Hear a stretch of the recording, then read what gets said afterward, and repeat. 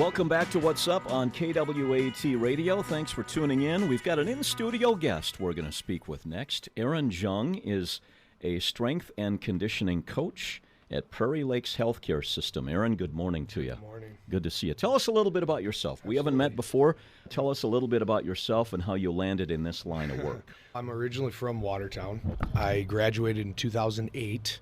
I went to school at Augustana College at the time. Now it's university.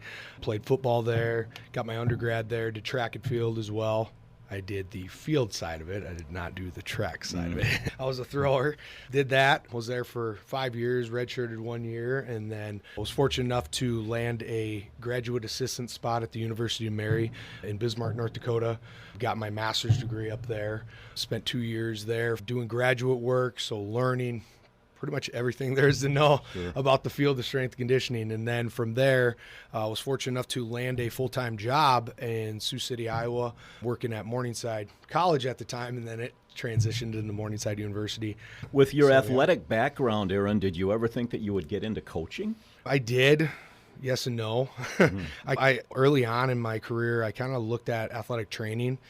And then it just, for whatever reason, I just fell in love with the weight room and things like that, and just the coaching side of things with that, and just what it did for me as an athlete. And this, I don't know, I just fell in love with that. And really, the big thing that sparked everything is when I was an undergrad, going into my senior year at Augie, there was 2 strength coaches at the time. I was always involved. I was always strong, always one of the stronger ones. And so they convinced me to take this on as an approach, and I was like, let's do it. And so I coached my peers. It was a little different because I was coaching people that I lived with and played with, and then I coached some other high school kids at the time, and then just grew into what I did and just kind of went from there. So when the opportunity opened up here in Watertown to come back home and work at Prairie Lakes, that had to have been an awesome moment for you to come back home. Huh? Yeah, no, it was different at the time. At first, when they approached me about it, which was a little while back, I actually said no. I was like, not a chance. And I still have dreams, goals, aspirations as a young coach, and of looking to move and things like that. But really, at the end of the day, it's talking with mentors and things like that. And so they always say, be where your feet are and things like that. At the end of the day, it doesn't really matter what level that you're at, as long as you can impact young men and women and do the things that you love to truly do. And I love to coach, and I love to see people reach those goals and things like that. But the funny part was when I initially turned it down, and then it came back around, my wife goes, I think you need to listen. It wouldn't have came around the second time, and here we are. As a strength and conditioning coach at Prairie Lakes, Aaron, do you work with kids who are playing in different sports? Yep. I would assume work with both boys and girls at different age levels? Yeah, so right now, I'm mostly at the high school, so I'm working grades 9 through 12. And yeah, it's any sport that you can really think of. I've worked with pretty much all the variety of sports at the high school. And then obviously during the summer months, I've worked with the middle school levels, the grades 7 through 8th and what have you. And then I've been fortunate enough to have a person that's playing in the professional ranks, Special Wagey. He comes through at that time as well. And I'll work with him on the side and things like that and get him ready for his crazy adventures that he's been navigating through at the NFL levels, and now he's going to be going on to the CFL levels, like I said, and then working at the college level. So I've worked with all ages. We've even worked with Gen Pop before at the end of the day too. So I've worked with, you name it, I've probably worked with it at some time or another. So. Boy, when Spencer walks into the weight room, put a lot of weights on the bar. Yeah. That's a big man right there. He is. So Aaron, when you're working with athletes that are in different sports, I'm guessing that the strength and conditioning needs of a football player would be different than a gymnast, for example. Is that safe to say? No, it is safe to say. There are definitely needs that each sport requires, but they're not as different as what you probably think. Every athlete, for some reason, they have to go forward, they have to go backwards, they have to go sideways, things like that. So muscle groups, they respond differently to a certain extent, but they also do a lot of the same stuff.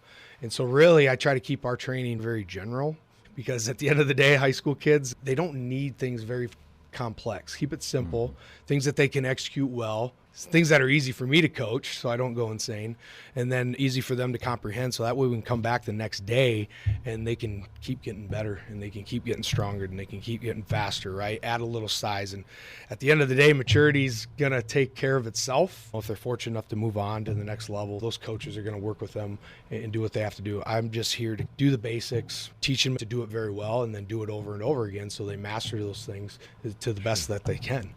Yeah. When you are first working with an athlete that you've never met before, do you do any kind of testing in terms of speed or weightlifting or flexibility? So you have a baseline of what to work on. This is where their strengths are. This is their weaknesses.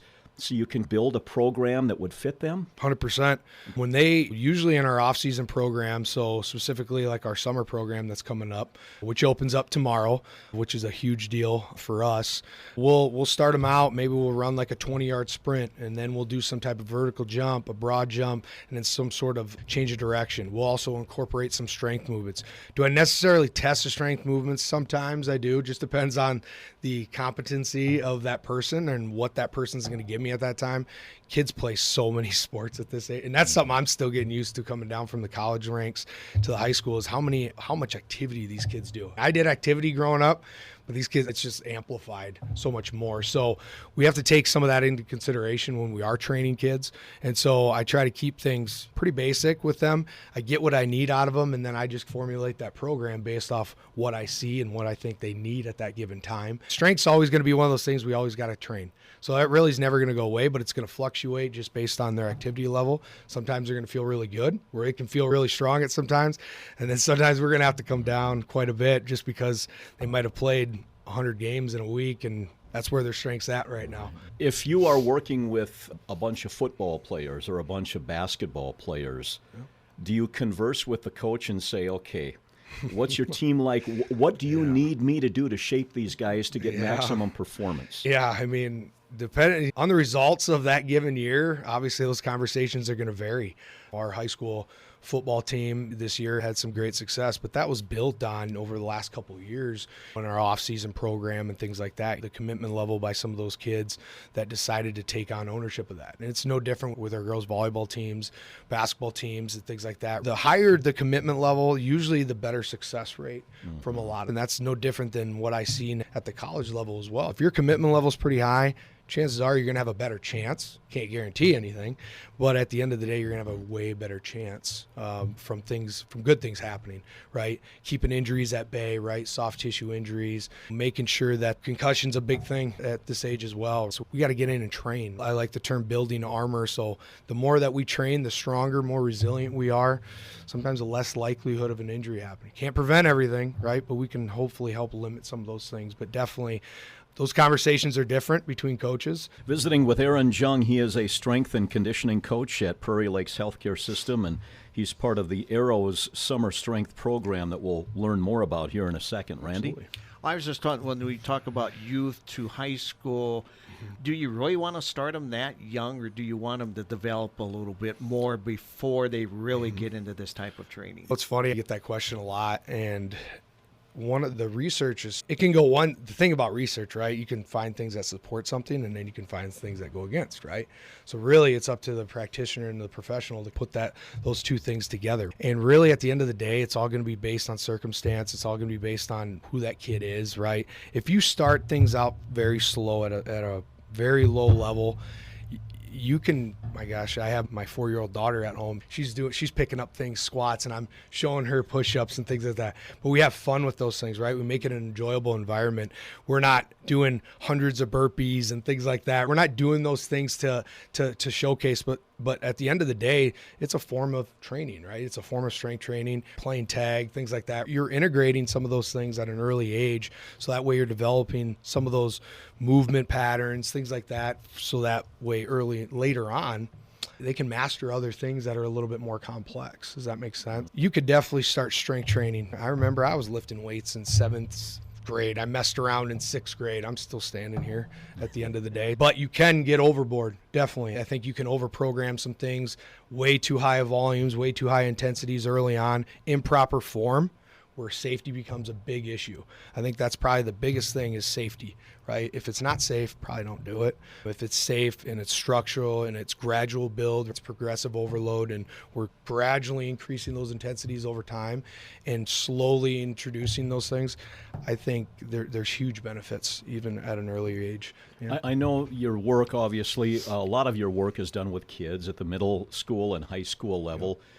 Do you do any work with, I would call them non-athletes, people who they're out of high school, they're out of college, they're not competitively athletic, they just want to get in better shape? Right now, we're probably not at that stage here, but I have in the past, definitely. I get those conversations quite frequently, even with my family members. You talk to them about it and you go from there. And then sometimes keep you doing what you're doing. And sometimes they just want reaffirmation of where they're at or justification of what they've been doing to kind of to see that, hey, am I on the right track? Am I not on the right track? And then you can help give them some education, some guidance with that type of stuff. Strength and conditioning program, the idea is to get that body tuned up for maximum performance. No different than like an engine in a vehicle. 100%. You want to be hitting on all 8 cylinders, and you want that body to be healthy and strong. Aaron, is in addition to the strength and conditioning work that you do, is there also a nutritional component to this? Eating healthy? So, the strength and conditioning that you're doing in conjunction with a diet is going to allow you to get to the best place that you can be? Yes. I think nutrition is probably almost 99% of it. I would say that the strength side of it is probably the 1%, honestly. If you don't have your hydration levels dialed in, right, drinking plenty of water and things like that, getting steps in and your sleep, and then along with your nutrition, I combine those things together. We're not even talking weight training or anything like that. If you don't have those things dialed in first, it don't matter what you do in a weight room or what you do in from a training standpoint. I think it's so crucial that those things are dialed in. You have to educate yourself on what's good to put in your body and what's not good to put in your body. And then your body will tell you if you're recovering well or not, because usually those things will reflect itself in your training. I think of somebody who's going through a pretty aggressive strength and conditioning program, and obviously they want to improve, maybe transform their body and just become the best person that they can be, athletically speaking. And obviously there's a lot of physical activity with that, weightlifting and running and conditioning. But you've got to be mentally strong too, right? Yeah. And upstairs, you've got to be mentally dialed in and know that some days, I don't want to see Mr. Jung. I'm sick and tired of doing this. But you've got to get yourself mentally dialed into a place where, if I'm going to be committed to this, I just got to keep grinding away one day at a time, right? Yep. And what's funny is this morning I had a baseball squad come in. And, the last couple of days ago, they played their first round of games and they lost a couple games. From a training side of things, right, they're still going to come in. They got to lift, right, nutrition, all that kind of stuff. We practice.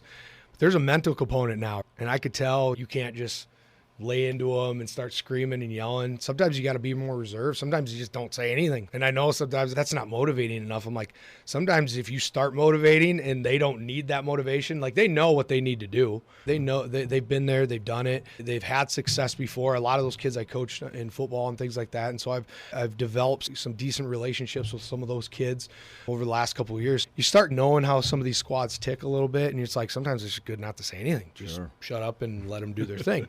And you just let them work it out themselves. Let them get the frustration out in the weight room. We'll run some sprints or something like that just to kind of get their mind off some things, and then they'll go back to work feeling a little bit better, and hopefully some good things come along. Sure. And so that's just, you have to have a different approach, and that's just the experience that I've had over the years, is that I've done it wrong so many times that I've figured out ways to try to do it the right way, and I still am figuring it out. And it's not easy, especially with high school kids.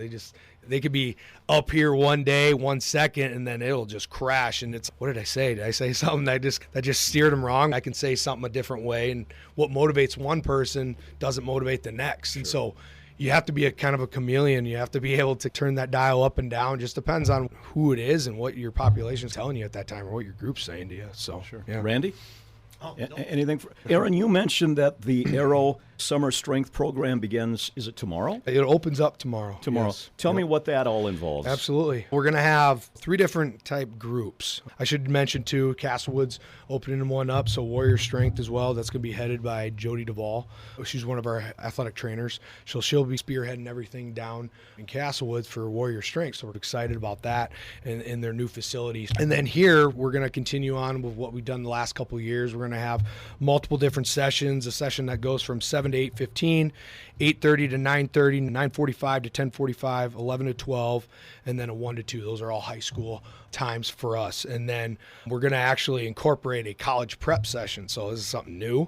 So basically, if a kid's going, say they graduate and they sign their letter of intent to compete, be in the fall, be at a college, they can actually work with me over the course of the summer to get ready. Steer them toward Augie?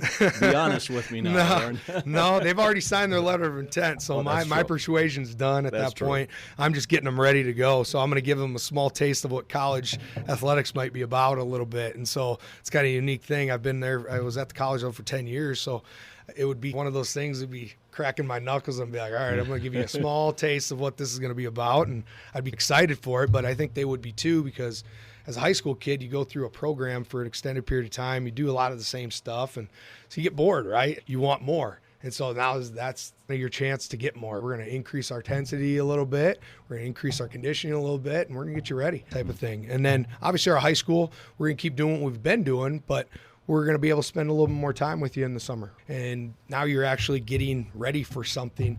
If you're going to be a fall athlete, things like that, and you don't have school to worry about, and you just can worry about lifting weights and getting yourself in shape. If you have a summer job, you can just spend time on yourself a little bit, which is huge. And then our middle school program, grades 7 through 8, that's going to be at 10, 11, and noon, but we're actually going to move that location to the middle school itself. So that'll be cool to keep it in that environment.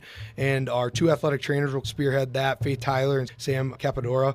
They'll be spearheading that thing throughout the summer weeks as well. Yeah. Times have changed, Randy. Now, these high school, when we were in high school, there were no athletic trainers on the bench. We didn't work with any strength and conditioning coaches. We were on our own to figure it out. And if you really wanted to commit yourself, you had to basically do it on your own. You had to be self-motivated. And now we have people like Aaron who are working with these kids. But with a state high school football championship last fall, the bar has been set high now. No kidding. So, no kidding. And hopefully that success will breed more success 100%. from these kids when they see that it can be done and in conjunction with the work that you do with them. Yep. Well, absolutely. I'm excited. I'm excited where the program's going. It's grown a lot in 2 years fast. I'm one of those guys that I'm going to go to work, and I didn't know any different, even coming from the college level. Like, my wife jokes with me. She's like, you can take some time and stuff like that. And it takes what it takes to get this thing up and running. It's just in my DNA. I'm just one of those guys. I'm just going to spend a lot of time on the floor coaching, and I try not even doing interviews and things like that. I'm one of those guys that likes to stay behind the scenes. I'd rather have the kids have the success, and I'm just the guy that just cheers them on and helps them with whatever I can help them with from that standpoint. Yeah. Aaron, good to meet you for coming in this Thanks for morning. having me. Continued Absolutely. success with Absolutely. strength and conditioning here with our local athletes.